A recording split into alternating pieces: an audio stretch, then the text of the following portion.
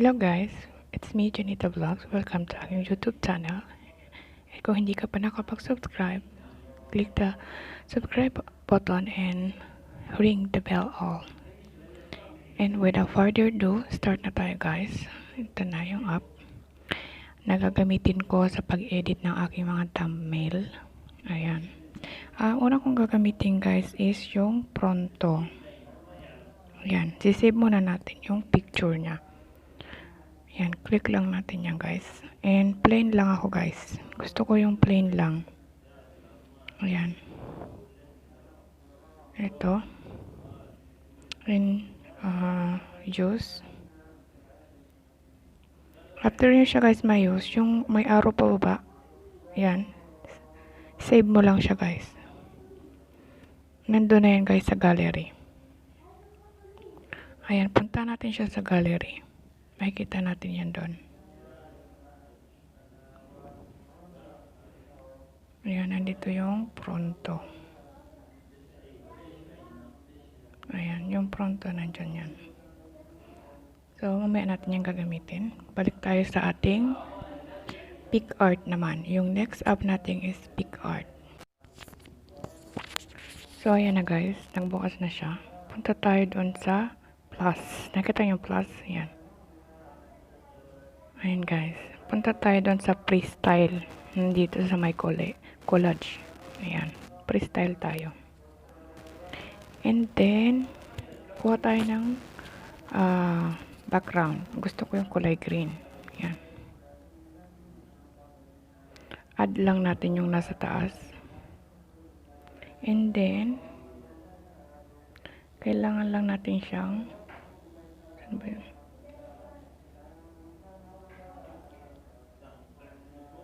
Ayan. Iyan mo lang siya. Yung may mga, guys, may mga tuldok na puti. Pwede nyo siyang pababain ganyan. Hanggang dito lang guys ha. Huwag nyo sakupin. Ayan, ganyan lang guys. Medyo lagpas kalahati siya. Yan lang talaga yung pag-edit ko ng aking mga thumbnails. Napaka-easy lang. And then, mag-a-add tayo ng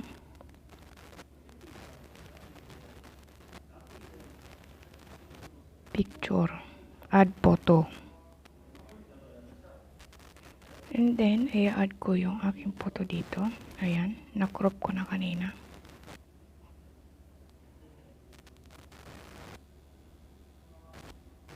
Ay, pakita ko pala sa inyo guys kung paano pag-crop. Add ko yung picture. Ito.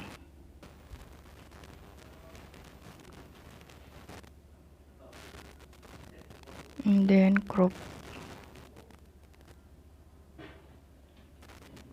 Pre-crop. Ayan. Tapos, pipili nyo yung person.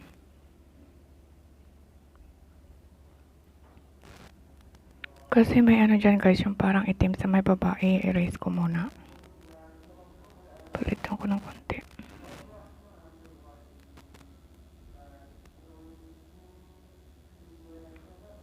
Yan, ini-erase ko siya guys. Kung nakikita nyo.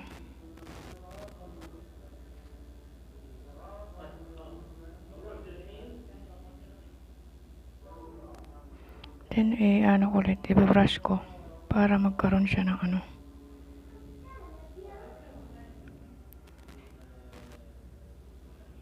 Pag sumobra guys, erase nyo na lang ha. Yan, ini-erase ko lang yan. Then, pag na-erase naman siya, dagdagan nyo na lang po. Ayun guys, tingnan nyo. Yan, okay na siya guys. Save natin siya. And then, after nyo ma-save, dito siya ilalagay sa gitna. Then, medyo tabing ng konti. Ayan. And, lalagyan ko siya ng border. Click lang yung photo. Tapos, border. Ayan. Kung gusto nyo ganyan, okay lang din. Pero ako talaga ganyan lang. Palakihan nyo din yung picture nyo. Okay lang yan. At kasi, ang ko na to is editing thumbnails. Nilalagay ko na yung kanyang title. Ayan. Dapat guys, pag naglalagay kayo ng thumbnails, yung mga big letter, kung gusto nyo maliit, yung nasa baba, pero yung sa front, kailangan, malaking letters. Ayan, editing, thumbnails.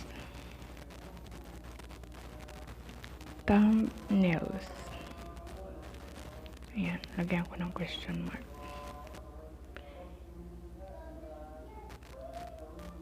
Kaya nilalagay ko siya dito. Papalitan ko pala yan guys.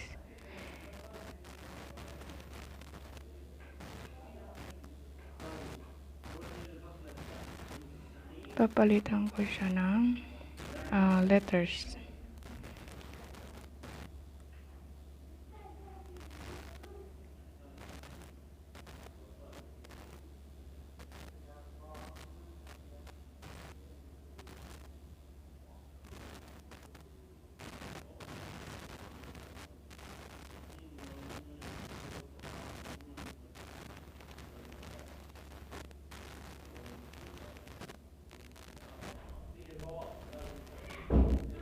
Ito, nagpipili ako ng medyo maganda.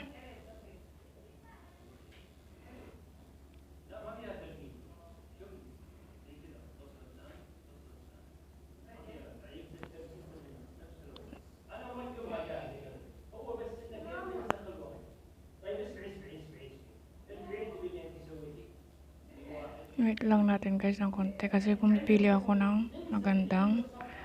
Ayan na lang siguro. Tapos yung kulay niya, ilalagay ko is purple. Yan. Tapos yung stroke niya, yung sa labas. Nilalabas ko yan ng puti na lang siguro. Puti, yan. Tapos pwede mo siyang palaki na ganyan. Pwede mo siyang palitan ng konti kasi masyadong malaki. Ayan. And then, in-next ko.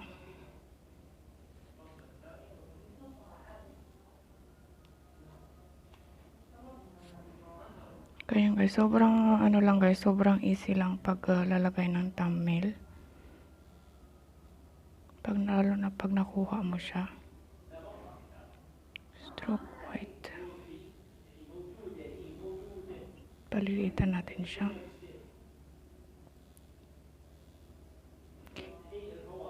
And then, easiest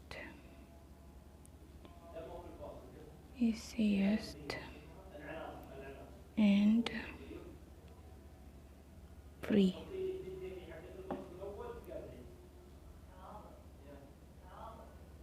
Ayan. Nalagay ko yan guys. Lagyan ko siya ng kulay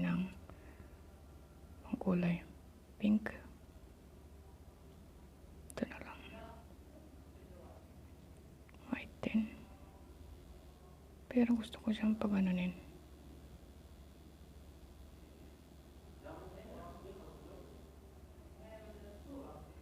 Ayan guys.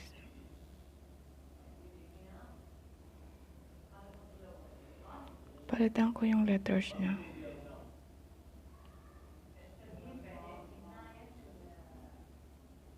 Ayan guys. Easiest and free.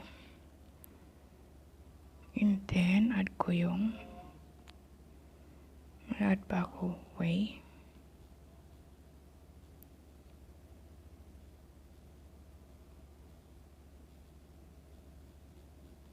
Using 2 apps.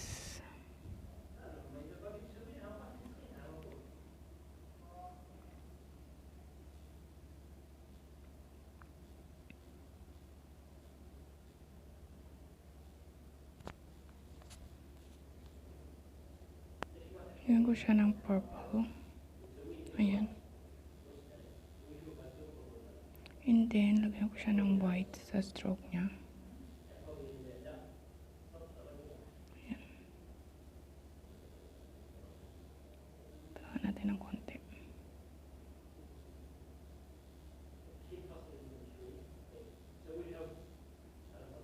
Ayan. And then, after niyan guys, mag-a-add ako ng picture. add photo, yung sa thumbnail ko. Ayun, add ako ng ano ba yan? Ito, yung ginamit ko guys. Add ko siya. And then, crop. Crop lang guys.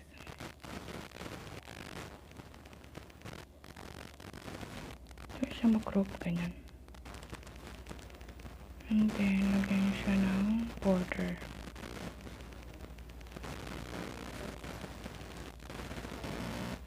Ganyan. Then, add another one.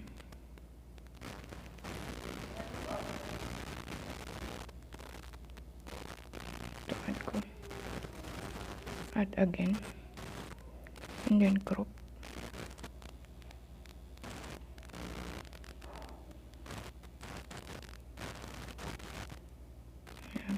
Yung lagyan ko rin ulit ng border.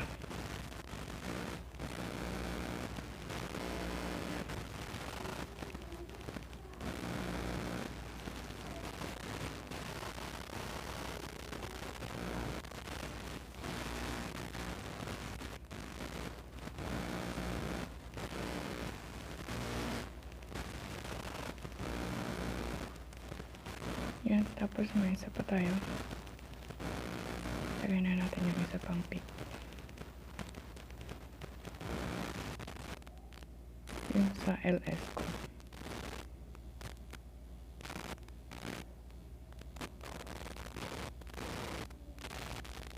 Ito.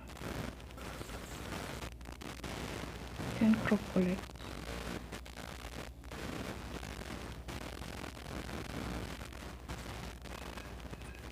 And then border.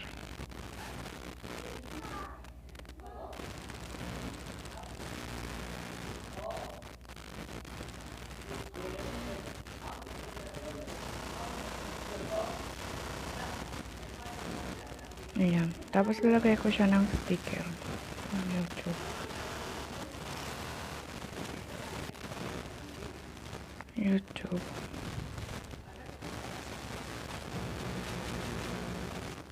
YouTube logo.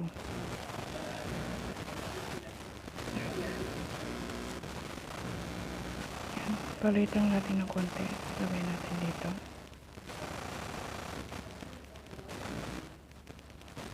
Ito pwede na siyang palitan.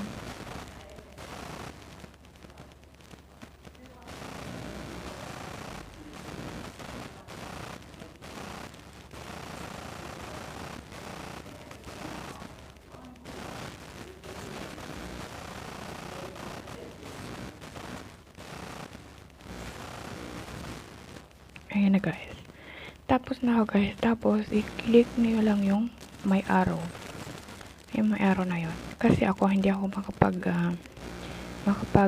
login dyan. I-screenshot ko lang siya guys. Screenshot lang siya guys. Screenshot. Yan.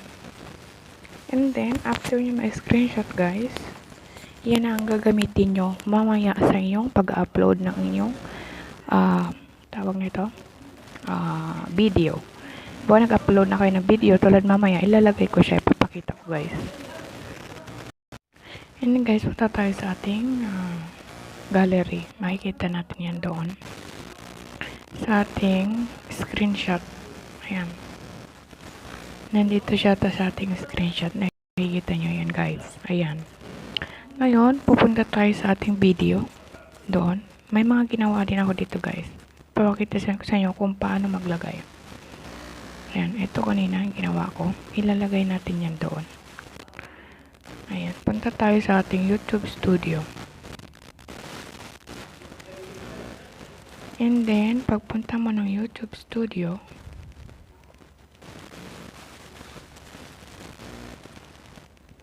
punta ka sa videos. Ayan, yung videos natin. Ito yun.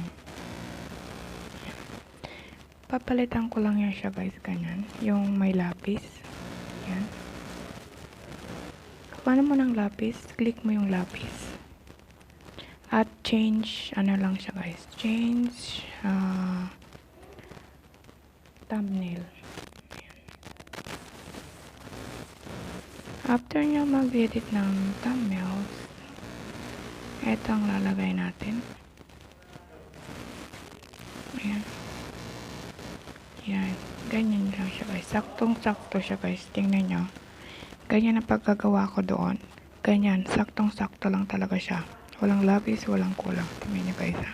Ganyan talaga siya. And then, select. And save.